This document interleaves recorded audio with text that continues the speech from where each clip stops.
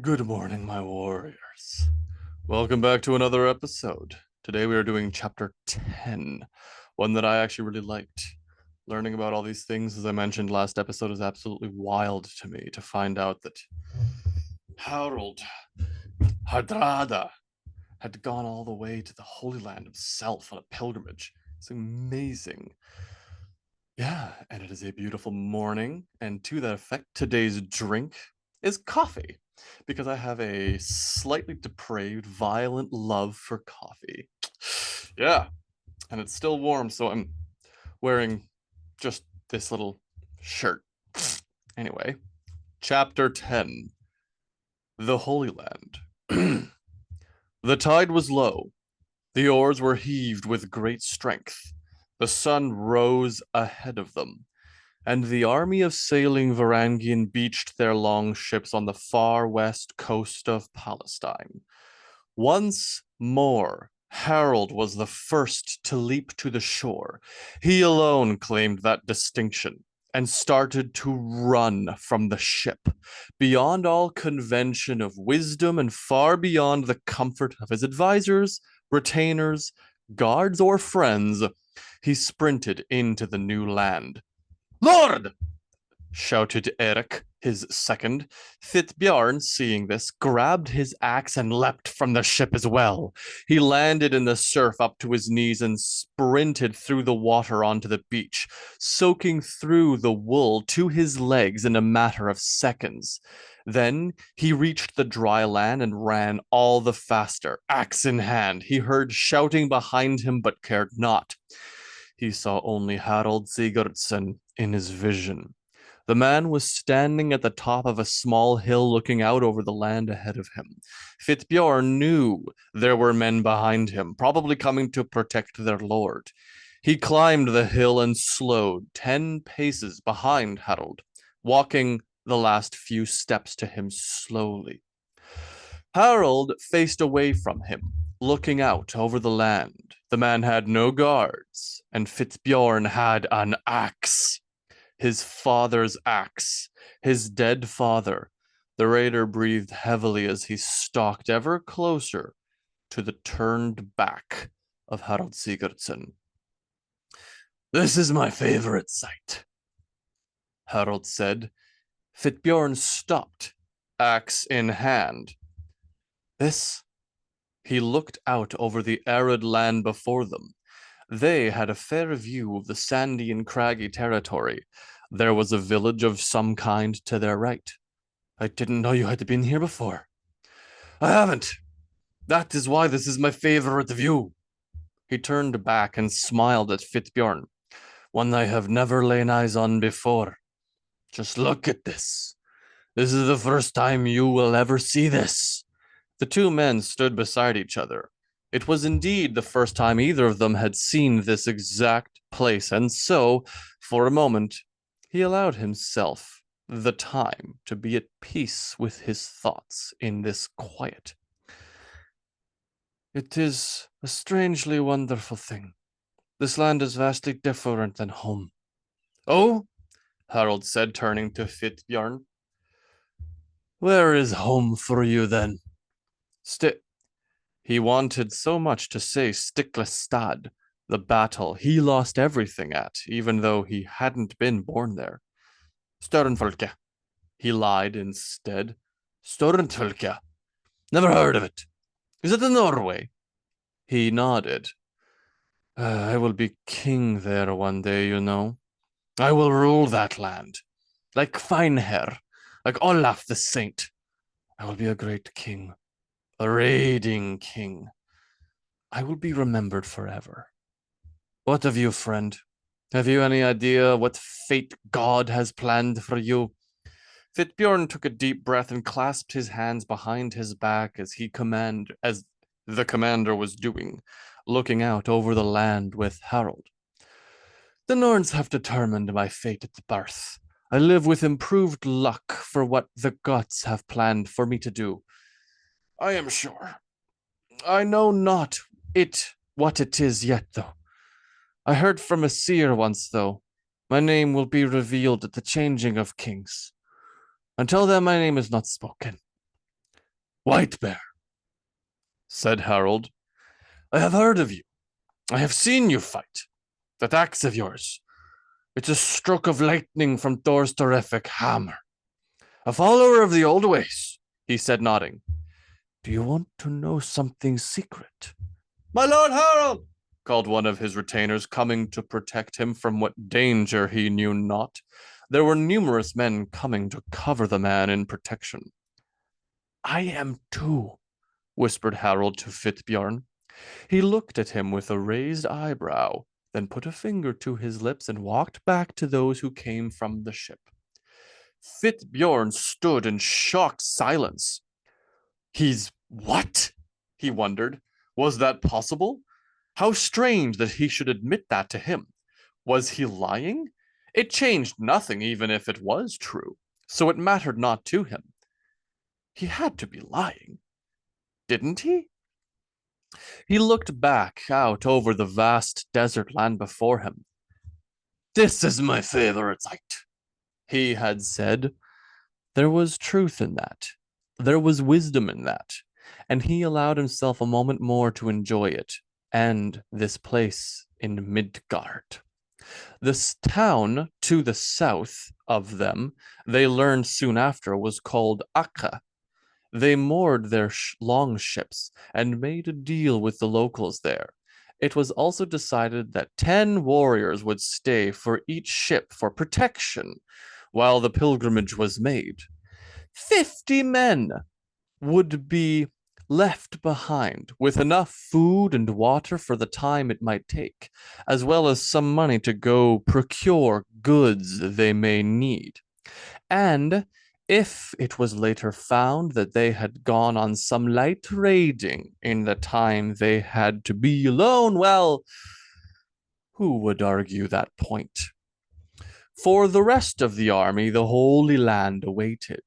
In fast order, they gathered themselves into formation and began the march. It was well known among the army that a simple pilgrimage to Jerusalem was not their only objective on this way. Each warrior marched with their weapon ready and at hand, and a shield slung over their back.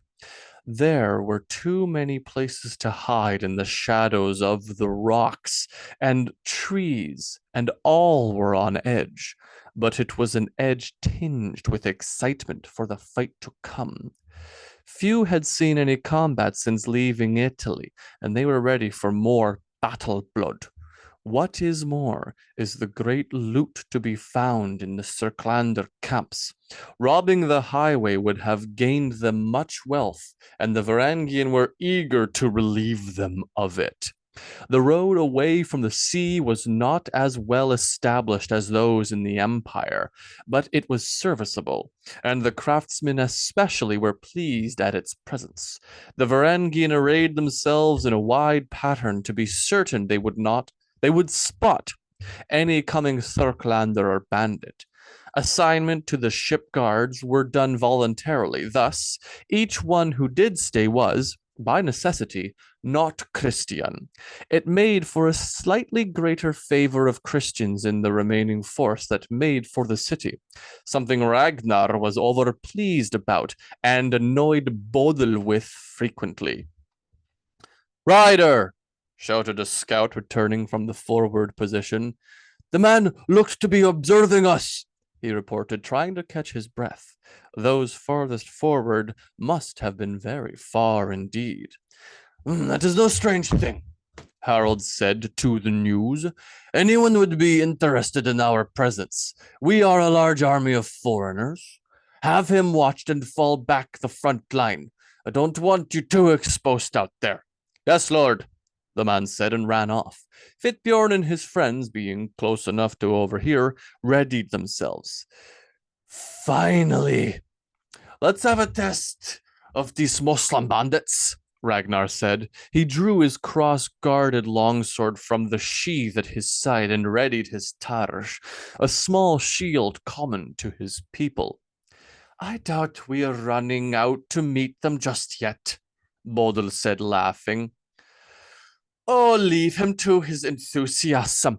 The man's ready to fight for Christ after all, Olaf said, patting Ragnar on the shoulder.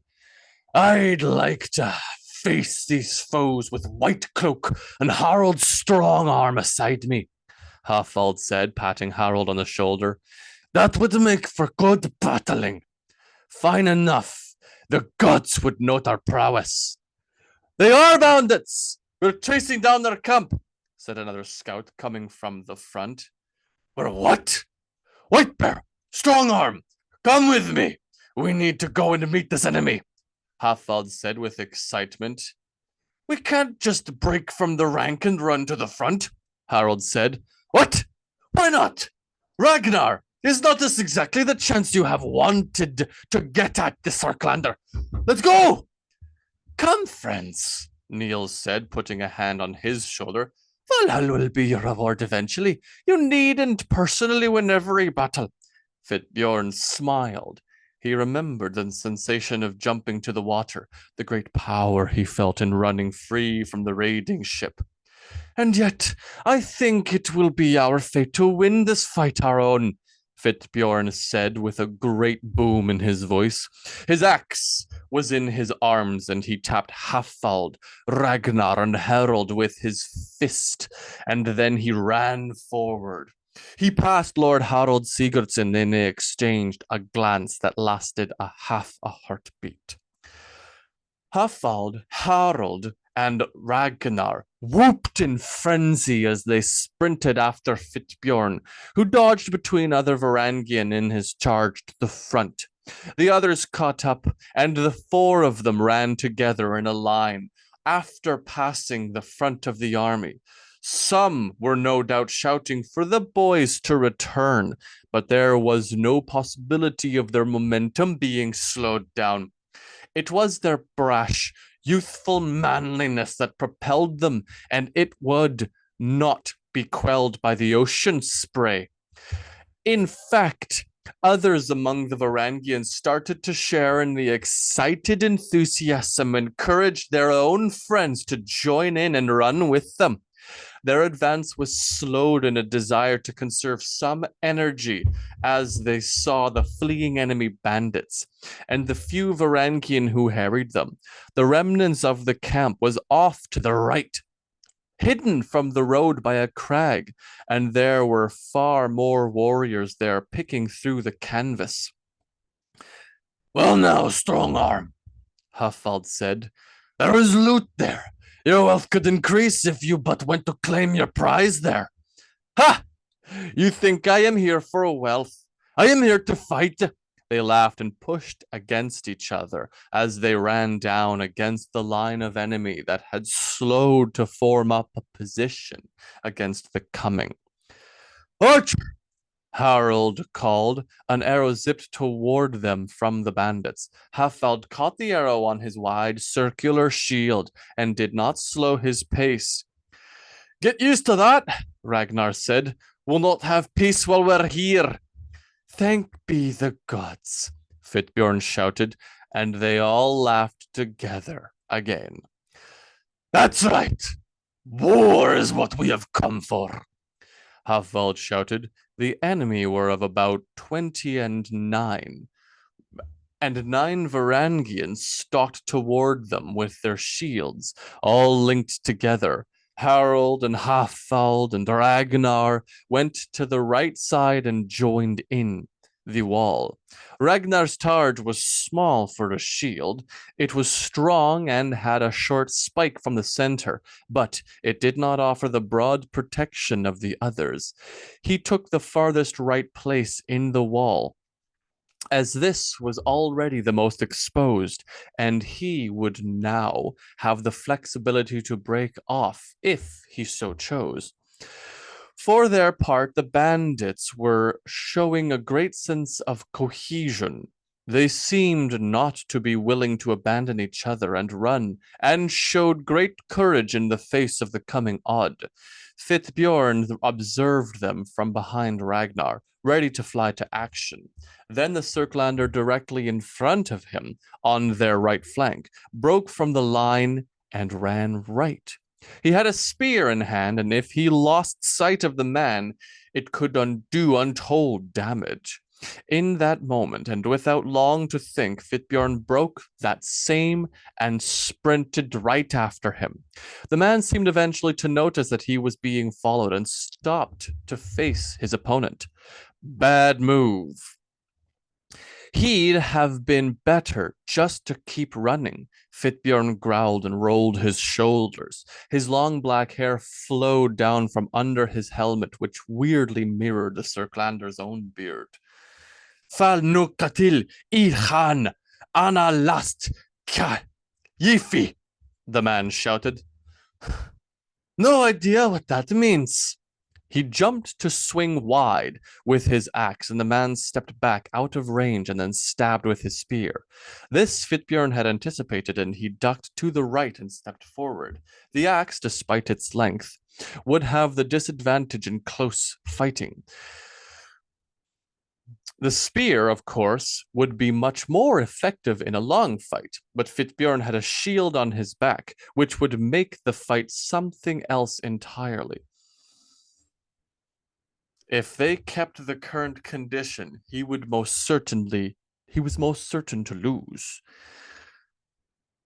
A spear against an unshielded and unsupported man was a dire proposition, but the fight swung into Fitbjorn's favor if he brought his shield to bear. The man realized that he was moving to unsling his shield and pushed forward, stabbing wildly. Fitbjorn had to scramble back to make certain he wasn't skewered. He was aware that if he tripped and fell, he'd be dead, as the man would have all unlimited chances to attack, and there had been rocks on the ground he remembered seeing. He needed to make a move soon, or he'd be put in more of a desperate position. He stepped forward and pressed and moved with incredible speed to bat aside the spear with his axe. The man recovered quickly, pulling the spear back, but Fitbjorn reached out with his right and caught the spear by the haft just below the blade. The man pulled, and the spear slid some, cutting his hand. He grunted and swung down with his axe to split the head. The bandit dropped to the dust and stayed there, dead. Fitbjorn checked the cut along his right hand. It was not deep, but it was long. Gods! He muttered, then kicked some sand onto the dead body. He turned the spear around in his grasp and looked to the fight. The enemy line were doing well, though they were losing ground. Fitbjorn set his arm back and launched the spear with great force. The men in the shield wall had been fighting a winning battle against an enemy that were not ready for them. The formation of shields was something they could do nothing to overcome, and though they fought carefully and steadily, they were losing. One man was already dead, and they had walked over his body to continue to press the remaining bandits. Then, from their right, a spear flew and slammed into one of their chests. The man grunted from the impact and was sent sprawling to the ground. Oh, White Cloak, you brilliant bastard! Halfald thought, looking, deducing in an instant what must have happened. Push! He shouted, as they all together, they said aloud, "Oh!" Ragnar stood on the right flank, advancing swiftly, and killed the wounded man. His movement forced Harold and Halfald to follow, and they were now forming a semicircle around the enemy. All they needed now was to close the trap. From there, it was a quick affair of finishing the enemy off. Fitbjorn returned to the line, and they destroyed them all. After all the dead were piled together and the danger was over, the tents were searched and their content brought out before the command. You fucking idiots! Can't rush ahead like that, said an elder man named Ulf. He had much gray in his beard and looked disapproving on those who'd run ahead so brazenly. Fitbjorn, Halfald, Ragnar, Harold, and all the others who'd been too overcome with excitement of the moment and run off with them sat or stood before the man, panting and drinking water as they were admonished. There's naught you can do to quell the forward stupidity of youth, Harold said with a laugh. Let them be for now. They won the day after all. If they'd lost or died, we'd have to have a different conversation entire. He laughed. Lord, Inga said, we found nothing of real value among the tents, Lord. She had been among those who swept through the camp with swords and shields in search of plunder. No loot? Asked Harold, incredulous. I have heard that the bandits around here have been a bane on the land, taking what they could from everyone, not even a guarantee if they left them alive at all. Aye, Lord, one of those who'd searched had said to him, but we found only their bedding and some food. There was, however, much water they had. Are you telling me that the only thing we managed to take for a prize for our first fight in this land was water? That's great news! Everyone, come and drink! We have water to share beyond what we have already brought. Oh, thank God, Ragnar said. This place is somehow hotter than anywhere I have been yet.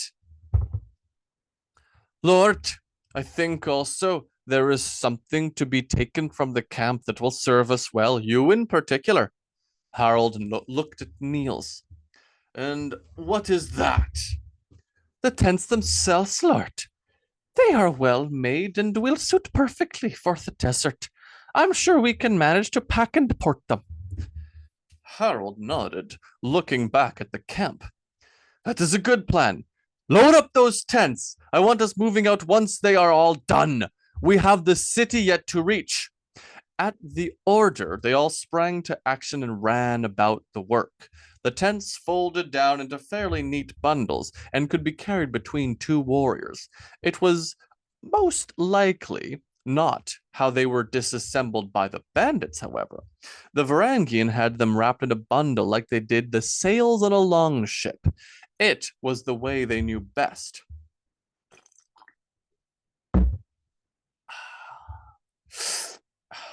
What is more is that each tent was but wooden beams, canvas, and rope. Even when they walked upon the land, they sailed.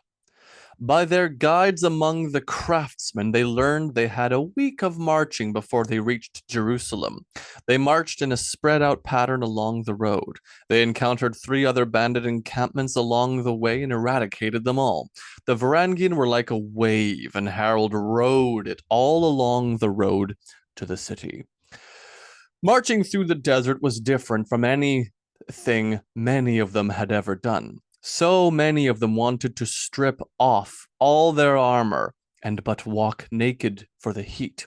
But all respected the advice of the guides and knew better the desert who knew better the desert than these Northmen? Baring their skin to the sun was not advised, and maintaining readiness against the banditry was paramount. And so they marched, sweating and miserable, but prepared. The night before they reached their destination, they all camped, covering a large area off the road. They had tents enough for everyone, as the desert was famously a place you never wanted to be caught exposed and unaware, and they had come prepared. Harold and his commanders, however, were set in the lavish and ostentatious tents that they'd captured from the Circlander. The tents were a deep crimson with flashes of yellow, and they had guessed that these tents were themselves stolen from someone wealthy on the road. Bodil sat around a fire with her companions and drank from her cup while she watched as Ragnar knelt in the dirt with his hands together. The others seemed not to care, but Olaf and Harold, the newcomers, were joining in with him. Why did they keep doing that? She asked, turning back to Niels. He looked over. What? Praying? Yes! They do that a lot. Niels shrugged. Honestly, I don't know. Perhaps ask them. But who knows when he'll be done? She looked back. It is a strange thing the way they pray. Do they make offerings? I think so, Hafald said. I rarely see... that is supposed to be like this. I rarely see them pour out the first sip for their god. But you have seen some do so, asked Bodil, expectant. That, at least, she'd be able to understand. Just then the Christians said, Amen, together, and crossed themselves, and then they stood and returned to the fire.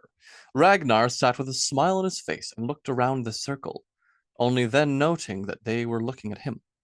What? Why do you keep praying? Bodil asked. Niels and Fitbjorn laughed at the lack of subtlety she showed. Ragnar looked at her confused. What do you mean? I pray daily. Have you only just now noticed? It is not out of the ordinary. And also, we are to reach the holy city tomorrow. Why would I not pray? That is so, Olaf said, nodding his bald head. Yes, I know, but why? Well, don't you pray? Asked Ragnar. I know you have. I have seen you some of your prayers. But we don't pray every day, Bodil responded. We pray we pray for our God, Harold said. This confused Bodil further.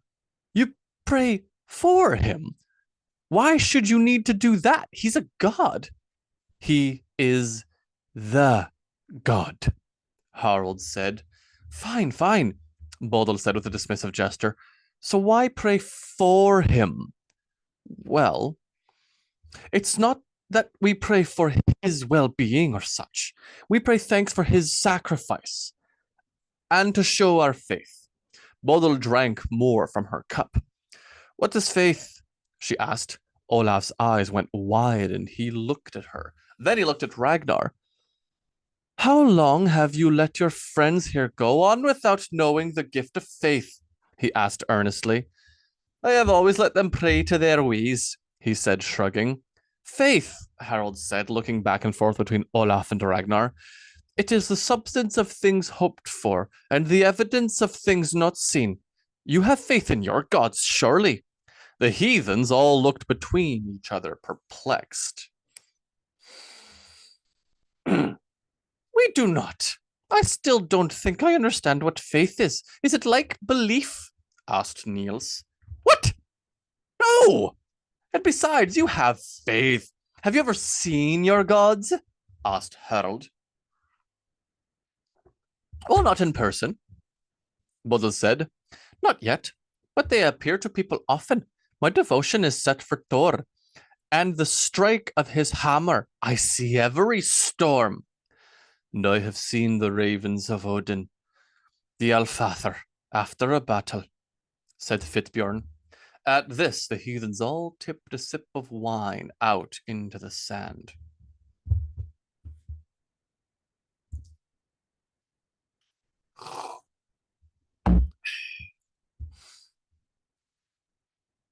There, said Harold.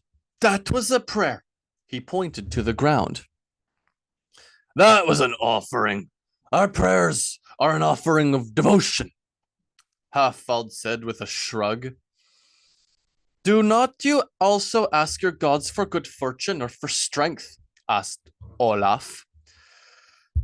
We will make a sacrifice and pour out a sip for them often, but why prostrate yourself in the dirt like that? Niels asked. We show that we obey and worship God, and he cares for us and every one of us. He does? That sounds exhausting, Bodil said. Well, wait, does your God not care about you? Asked Olaf. Well, Niels said, looking around. Not really. More are we watched over by our ancestors and the spirits that live in all things. The Aesir note when something is done as a great deed. This impresses them. Or when we win a great battle, Fitbjorn said. The gods do not concern themselves much with the affairs on Midgard. They rule from Asgard and have the whole of the realms to tend. There are but 3 realms, lade, Ragnar said. They are heaven and earth, and he looked to Olaf and Harold. And hell, the eternal pit. Hell, Inga said. All looked at her as she'd been quiet thus far. We know well of the realm of hell.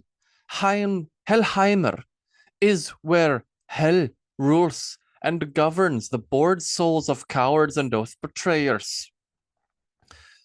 You know much of this? Asked Hafvald, looking down at Inga, who leaned under his arm. She shared a glance with Bodil. I learned many things of the witch Hell. Belief without faith, Olaf said, seems a contradiction, like religion without a god. They sat in silence for a time, allowing the words spoken to sink in among them. Few wanted to alienate any of the others for their beliefs, but by some estimates, more than half of the Varangian under Harald's direct command were Christian, like their commander. Fitzbjorn thought back to when he'd stood by the man, Harold Sigurdsson, his back exposed to his axe. He would never kill the man when unaware. He would see his death coming, and he would know. You stood with Harold when we first arrived, Olaf said, looking at Fitzbjorn. What? He asked. It seemed strange that this man would bring up such a topic he was thinking about. I did. He was alone, there standing. It is well that you went to guard him, Niels said. Fitzbjorn took in a deep breath. He has never been in more danger, he said solemnly. Well, perhaps he had done in Stiklestad. Near died then, I heard, Ragnar said. After his half-brother, the Saint Olaf, died, said Olaf. Lain upon the stone. It must be a holy place now. Niels, you know the story. Tell us how he fled from the field there. Niels smiled and nodded. A good story it is of our brave Lord Commander Harold. He was but 15 when the battle at Stiklestad raged, and he commanded the right flank with men he'd call from his own banner. Their forces stood at the top of the hill, and though they were outnumbered by twice of the enemy, did they bravely charge down the hill with shields locked. Fitzbjorn snorted at the word bravely. The fighting was fierce, and Olaf was wounded by many blows of enemy blade. Finally, he was struck to the rock with a spear thrust through the belly by the strong Kalfr Arneson. Harald himself was gravely wounded by a sword blade. From the field, he managed to flee by aid of his guardian Ragnvald,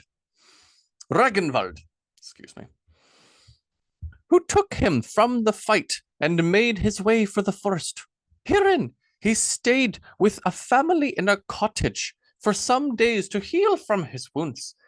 But as he knew he could not tarry, he soon stole away into the wilderness to east. The passes would soon turn to bitter impassable cover, and he needed to overcome these to make his escape. He trekked over high mountain passes and hid from the bandit camps, and found soon some others who survived the battle before, and together they all left. They made for the eastern land, the Rus, where he became quickly into the service of the Grand Prince Yaroslav the Wise. He fought there as a mercenary for many years, garnering power and reputation. Harold is an ambitious man, ambition being, of course, the labor of all great men. Bodil kicked at Inga's foot, and they raised their cups together. And women too, Niels said with a sigh. Harold's ambition, though, is the crown, and as the story goes, he made his proposition known to the Yaroslav, that he marry his daughter to solidify his place of power. But by fate's spinning Norns had different plans for his kingdom. Perhaps it was to drive him south for a further glory, or perhaps it was but an act of cruelest irony. But the hand of Yaroslav's daughter would not be placed in Harold's, for from the east then came a party to treat with the prince, two from Norway. They were Einar Thambarskelfir. He looked around the fire at each of them, meeting all their gaze but for Fitzbjorn, and Kalfr Arnason. His very most hated foe arrived to treat with the Kievan Bruce, and stole all the plans out from beneath him, dashing again his ambitions upon the stone. Harold, humiliated and once again defeated, had to escape. But where? Well, in all his time in the land of the Rus, he had heard tell of a place with such riches, glory, and exotic adventure as to make anyone eager in spirit. It was, of course, the lands of the Romani, the great city of Miklagard, and the sea of the Mediterranean. Here he fights still. Here he claims finally the wealth that will make him a force to stand against his old enemies. It is to our glory too that these things he does, for we are his weapons. We are the sharpened spears, the Varangian guard. In our battle fury are the wolves of Harold, and fight like thundering tempest against all we come to see. They all raise their cups now, some pouring out sips, and all drinking. Skull! They all shouted together, earning shouts from other fires around. Well sung, Harold said. You are a skald of Bragi, like I have never heard, Niels. Adding that in. Bragi, the god of skalds. I have never heard, Niels. Where is it that you learned to tell these tales thus? My father Halder, he was a wanderer, you see, a teller of story himself and a singer of song. The unmistakable scent of dust was brought to all their noses then by a gust of wind. It swept through them, and all thick and heavy, and pressed down on the fire. Half-Vald looked at the flame, noting especially that it did not brighten with the wind. Storm, he said. We should get into the tents. He stood and looked to the north from where the wind had come. Storms, Harold said. Sea storms. By God, that is something I was not expecting. The storms at sea are like the very fury of God's wrath. But this will be a storm of dust and wind. We should get into the tents. Looking around, it was clear that all were readying for exactly the same. The fires were doused lest they be blown onto a tent, and everything was tied down with renewed surety. Come, lover, Ingo whispered into Hafald's ear. Take me to our tent. He grinned at her and picked her up. With the power of the storm around us this night. He carried her off. The rest made for their own tents, leaving Fitbjorn looking down at the struggling fire. Sticklestad, he said to himself, reliving that day again.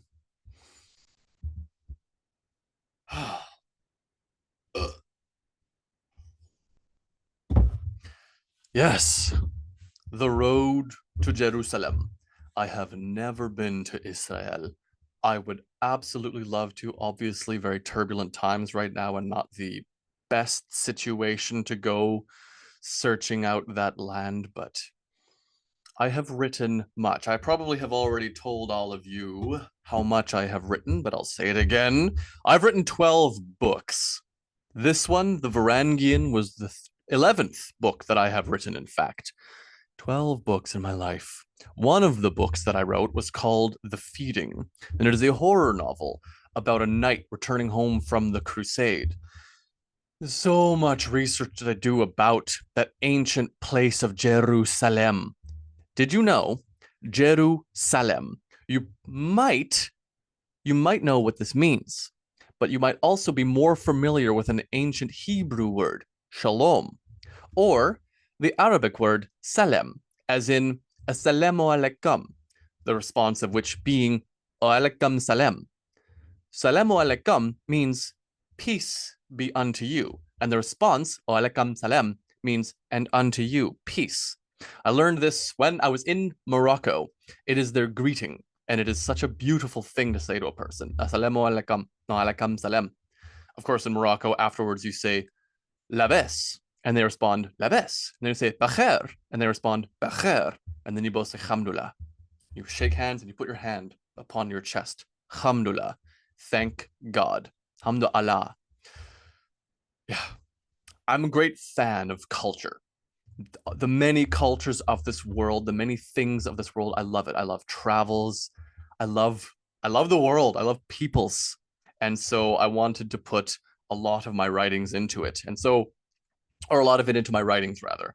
And obviously learning about the people and learning about all these things, knowing finally that the word peace, Jerusalem, that city that name means city of peace. Jerusalem, city of peace. And that is the most ironic. I'm going to fucking claim so. That is the most ironic thing in our planet's history. Whoever, the wizard, the bard, the traveling troubadour, the writer, the whatever else I may be, I claim that distinction. That is my claim. That the name Jerusalem is the most ironic thing ever, with very few that could ever be called a close second. City of peace. Regardless, it is thus. So, to the city of peace and to the world of the Palestine. Also, another thing I probably should mention is that in this book, numerous times I've called the land just broadly Palestine. And that is according to the sagas. That's what they named it. That was their word for it. I am writing this book from the perspective of the Varangian people, obviously. Thus is the name of the book. So I'm kind of trying to describe the world as it would have been from their perspective. And so that's why it's called the Palestine. They would have called it the Palestine. And to that ancient place, I say, Skål.